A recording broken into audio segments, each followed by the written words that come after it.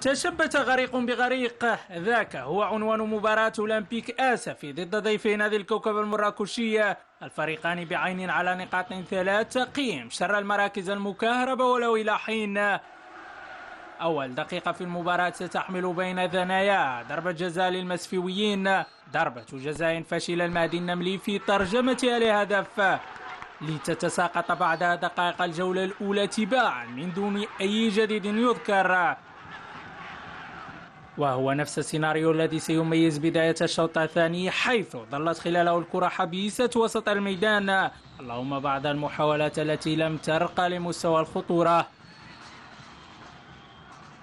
وبينما المباراة تسير نحو لفظ أنفاسها بتعادل سلبي، سيظهر الكويتي بثوب البطل ويصيب الزوار في مقتل بهدف جاء دقيقتين قبل النهاية، لتنتهي المباراة بفوز أبناء آسفي جعلهم يصلون للنقطة 29، فيما استقر الكوكب المراكشي عند النقطة 25.